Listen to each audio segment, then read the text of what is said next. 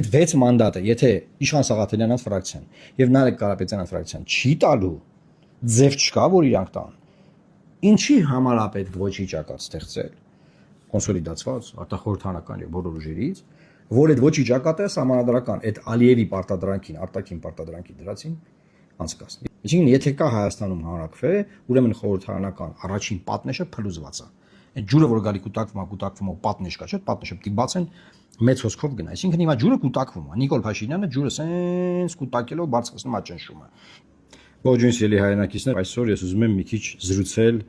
օրինակ խորհրդարանական ընդդիմությունից Իշխան Սաղաթելյանի հետ,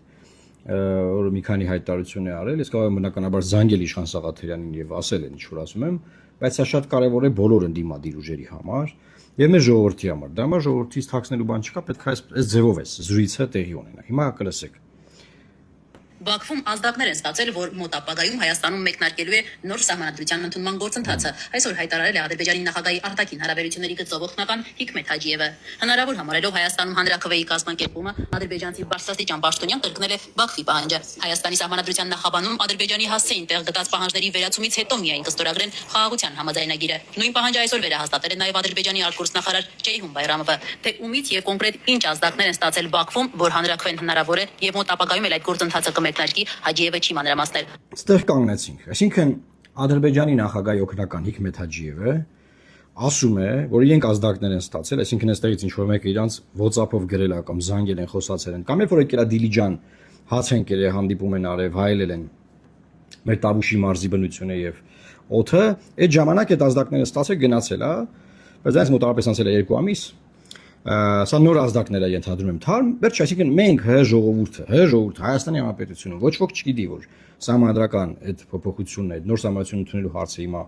գալիս է, սկսվում է այս process-ը, որովհետև որևէ նոր ընտիր պաշտոնյա, վարչապետ կլինի, նախկին, ասենք, գործող նախագահ, որ հիմա նախագահ աշխատում, պատգամավորների իշխող, ոչ ոք չի ասել, որ դա սկսում են, արտադրության նախարարը։ Ես սահմանադրական խորհրդի անդամ եմ, այդ խորհրդում պետք է այդ քննարկումը լինի, չկա ոչ մի քննարկում, ոչ ոք չգիտի։ Հիկմետ Հաջիևը գիտի, այսինքն երբ որ ես ասում եմ Հայաստանը դարձել է Բաքվից կառավարվող ենթակա երկիր, ասում են, բայց դու ինչ հիմքերով ես ասում։ Ժողովուրդ ջան, այդ հիմքերը ամեն օր ձեզ ներկայացնում ենք։ Բայց գնանք առաջ, այդտեղ էս քննարկումն է գնում, Ազատություն ռադիոկայանը շատ լավ ռեպորտաժ են պատրաստել եւ գալիս ենք հասնում ենք Չեխ իշխանությունից է մեկը խոսում, ասում է դե նախկինում ոնց է եղել, ժողովուրդը պետքա ճնշի։ Ասում են սահմանադրական համապատասխան սահմանադրական նախագիծ խորհրդանում անցկացնելու ձայներ քպեն չունի, չի ստացել սահմանադրական մեծամասնություն։ Բայց ոնց եք դուք անելու, էլի, ոնց եք դուք անելու, բան։ Դե ինքը ասում է գտնենք հանրային քննարկման, խոսանք, ընդդիմադիր պատգամավորները կարող քվեարկեն, ինչ կա դրա մեջ։ Հետո Նարեկ Կարապետյանն է խոսում, ասում է մենք բացառում ենք քվեարկել։ Դե Իշխան Սաղաթելյանն է խոսում, էլի ասում է մենք բացառում ենք քննարկել, բայց այդտեղ Իշխան Սաղաթելյանը մտ կարևոր բան ասում, այստեղ հասանք։ Լինելու սահմանադրությունը ոչի ճակատ ստեղծելը դա անհրաժեշտություն։ Հայաստան դաշինքի պատգամավոր Իշխան Սաղաթելյանը կոչ անում խորհրդարանական եւ արտախորհրդարանական բոլոր ուժերին համախմբվել եւ ստեղծել ոչի ճակատ, տապալելու Բաքվի պահանջով սահմանադրությունը փոխելու իշխանության փորձը։ Ընդ որում Սաղաթելյանի համոզմամբ, քանի որ Նիկոլ Փաշինյանը պատրաստվում է ընդդիմության դեմ կիրառել ճնշումների ողջ զինանոցը, ապա հակազդեցության ճակատի ստեղծումը պետք է իրականացնել շատ ավելի շուտ, քան իշխանության կողմից սահմանադրական փոփոխությունների նախագծի հրապարակումը։ Բոլոր տարաձայնությունները պետք է մի կողմ դրել, այդ թվում նաև արտախորհրդարանական բազմաթիվ ուժեր, ովքեր դեմ են մեզ դրսից եւ ներսից պարտադրվող օրակարգին, պետք է միավորել բոլորի ջանքերը, որ կարողանանք այս մեզ պարտադրվող ու հակապետական, հակահայկական օրակարգը վիճեցնել։ Չնայած Հայաստանի սահմանադրությունը փոխելու Բաքվից հնչող պահանջներին, իշխանությունը վստահեցնում է, թե սահմանադրության փոփոխությունը Հայաստանի ներքին գործ։ Հիմա ժողովուրդ ջան, Իշխան Սաղաթելյանն ինչ ասում։ Հիմա զրույց Իշխան Սաղաթելյանի հետ։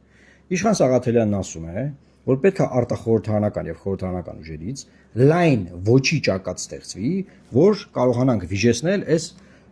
Ալիևի պահանջով, այսինքն արտաքին պարտադրանքով, Հայաստանին պարտադրվող արտաքին պարտադրանքով այդ սահմանադրության ընդունումը, որից պետք է հեռացվի սահմանադրության նախաբանը, որը ըստ Ադրբեջանի հեղում ունի անկախության հռչակագրին եւ կապ ունի Լեռնային Ղարաբաղի հետ եւ հետո Հայաստանի տարածքային պահանջներ ունի, Հայաստանը տարածքային պահանջներ չունի, մեր սահմանադրական դատանի որոշում կա, այդ ամեն ինչը խոսել ենք։ Հիմա Իշխան Սաղաթելյանն ինչ ասում։ Ասում է պետքա ոչի ճակատ ստեղծենք արտախորհրդարանական ուժերի հետ։ Լայն, որ դրա դեմ պայքարենք։ Ուրեմն, եթե անհրաժեշտություն լինի ստեղծելու ոչի ճակատ, այն պահին, որ դրա անհրաժեշտությունը կա, դա նշանակում է, որ խորհրդարանական երկու ընդդիմադիր ուժերը այլևս չեն կարողացել պահել իրենց падգամավորներին եւ 6 падգամավոր քվեարկել է Նիկոլ Փաշինյանի ներկայացրած Ալիևի պահանջով նոր սահմանադրության նախագիծը հանրաքվեի դնելու որոշմանը կողմ։ Հասկացաք ինչ եմ ասում։ Նորից ասեմ, որպեսի անհրաժեշտ լինի ոչի ճակատ ստեղծել եւ ոչ քարոզել, պետք է լինի հանրաքվե նշանակված։ Հանրաքվե կարող է լինել նշանակված, եթե նախագիծը դրվում է հանրաքվեի։ Եթե նախագիծը արդեն դրվել է հանրաքվեի, ուրեմն ընդդիմությունից Ռոբերտ Քոչարյանի ուժից, որտեղ Իշխան Սաղաթելյանն է, եւ Սամվել Կարապետյանի ուժից, որտեղ Նարեկ Կարապետյանն է, պետք է 6 падգամավոր գնացած լինի քվեարկած այս նախագծի օգտին, հասկանում եք։ Եթե իրենց դերը կատարում են, այսինքն այս երկու դիմադի ֆրակցիան չեն քվեարկում, այդ 6 ձայնը չեն տալիս, ոչի ճակատ ստեղծելու կարիք չկա։ Այսինքն Իշխան Սաղաթելյանի ասածից դուրս է գալիս, որ ոնց որ թե հնարավոր է, որ ազգային ժողովում այդ նախագիծը այո ստանա։ Եվ այդ 6 падգամավորը քվեարկեն, չնայած համ ինքն է հերքում, որ մեր մոտից չեն քվեարկի, համ Նարեկը Կարապետյան։ Եթե այդպես է ոչի ճակատ եք ուզում ստեղծեք։ Գնա խորհրդանում այդ հարցը գա, չի անցնի եւ կանցնի կգնա։ Ինչի եք ուզում դուք ոչի ճակատ ստեղծեք։ Որովհետեւ մյուս կողմից, եթե ոչի ճակատ ստեղծելու անհրաժեշտություն կա, դա նշանակում է, որ խորհրդանական ուժերը այլևս տապալվել են դա թույլ չտալու, որ նման հանրաքվեի որոշում ընդունվի։ Իսկ եթե տապալվել են, որ դա թույլ չտան այդ հանրաքվեի որոշումն ընդունվել է, ապա ստեղծող ոչի ճակատում դուք էլ ինչ գործ պետք է ունենաք։ Եթե դուք ձեր գործը խորհրդանում արդեն չեք արել։ Հասկանում եք։ Օրինակ ես կարծում եմ, որ լայն ոչի ճակատ պետք է ստեղծվի արտախորհրդանական ուժերից։ Բայց խորհրդանական ուժերը իրանց գործը պետք է խորհրդանում արած լինեն։ Եվ եթե չեն արել, էլ արդեն իրանք ինչ անելիք ունեն Հայաստանի Հանրապետության քաղաքական կյանքում։ Այսինքն այս իմաստով ընդդիմություն է, որ ասում է ոչի ճակատ, դա նշանակում է, որ իրենք արդեն մտքով մտածում են կամ գիտեն կամ ենթադրում են, որ վերջ այդ նախագիծը, որ մտավ պարլամենտ, այոն ստանալու է 70 գնա։ Ինչի 70, 6, որ ասում են 6 ձայն է պետք օպոզիցիայից։ ԿՊ-ն ունի 64 ձայն, 64 մանդատ։ Իրականում ստացել է 61 մանդատ։ Բայց երբ որ ԿՊ-ն ԲՀԿ-ի 5 մանդատից 3-ը վերցրել է, մինի մանդատ տվել է մի հատ իշխանանց ֆրակցիային, մի հատ Նարեկ Կարապետյանանց ֆրակցիային։ Հասկանում եք։ Այսինքն ԿՊ-ի կողմից մի հատ process է գնացել, որ ԲՀԿ-ի մանդատներն իրանք վերցրել տվել են իրար մեջ են բաժանել։ Բայց ասում են, այս ինչ անարդար բան է եղել։ Այս ոնց ԲՀԿ-ի ձայները վեկալանք այս Ծառուկյան Գագիկենչյան նստած, մասես բաներ են խոսում։ Բայց վերցրել են այդ մանդատը, նորմալ ընդեղ մեկը պատգամավոր է։ Ամեն ընդդիմադիր ֆրակցիայից մեկը ԲՀԿ-ի մանդատով է նստած։ Հիմա ԿՊ-ն, որ այդ 3 ձայնը վերցրել է, սիրելի ժողովուրդ, սիրելի հայրենակիցներ, 61-ը դարձել է 64։ Այսինքն էլի սահմանադրական մեծամասնություն չունի, այսինքն վարչապետ անընտրում բանանում ինչ որոշում է, բայց սահմանադրական մեծամասնություն չունի։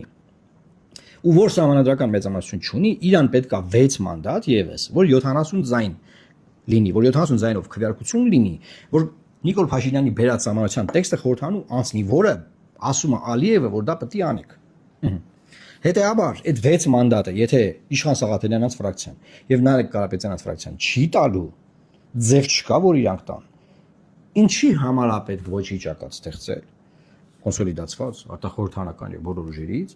որ այդ ոչի ճակատը սահմանադրական այդ Ալիևի պարտադրանքին, արտաքին պարտադրանքի դրացին բանան անցկացնի։ Եվ հետո նաեւ իրանք պետք է կարծիք արտահայտեն։ Օրինակ իրանք միայն Ալիևի պարտադրած սահմանադրությանն են դեմ, Ալիևի պարտադրած հանրաքվեին են դեմ, թե օրինակ դեմ են ցանկացած հանրաքվեի, որ օրինակ մեզ պարտադրվում է։ Օրինակ մենք դեմ ենք ցանկացած արտաքին պարտադրանքի։ Դա կլինի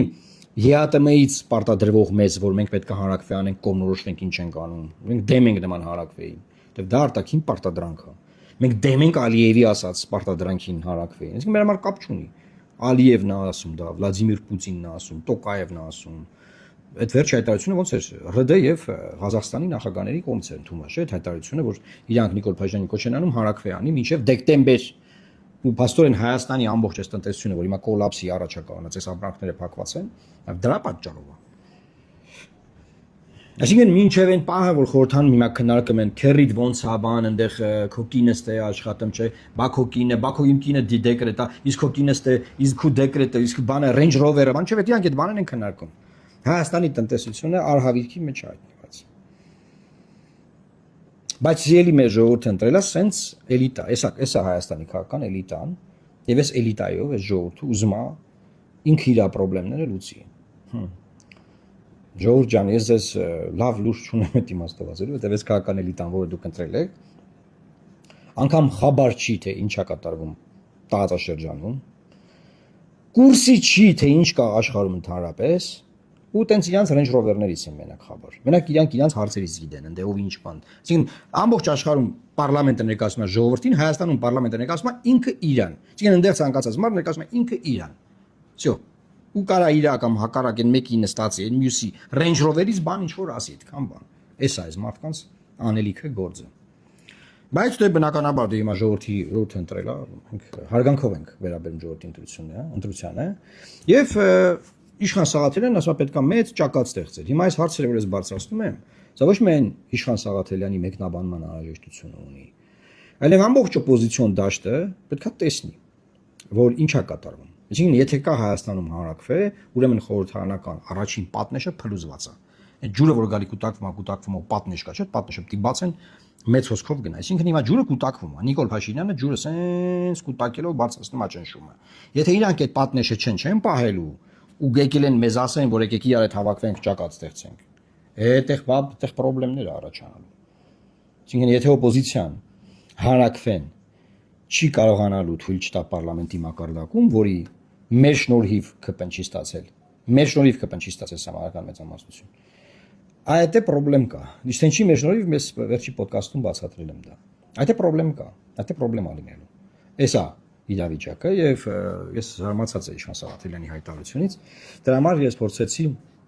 այս ձևաչափով խոսենք իրար հետ, որ ամեն ինչ լինի հրապարակային, բաց, պարզ, անկեղծ եւ ոչ մի բան գաղտնի Հայաստանի Հանրապետության ժողովրդից։ Խնդրում եմ մեկնաբանություններում ձեր կարծիքը արտահայտեք, կիսեք, տարածեք եւ փոխանցեք ձեր ընկերներին, որ մարդիկ նույնպես դիտեն եւ տեղյակ լինեն, թե ինչ է կատարվում, ինչ է մեզ սպասվում եւ ինչ կարող է չլինել, եթե ինչը այնպես չարվի։ Ինչի մասին ես արդեն խոսեցի։ Լավ մնացեք, Աստված պահապան Հայաստանի Հանրապետությանը։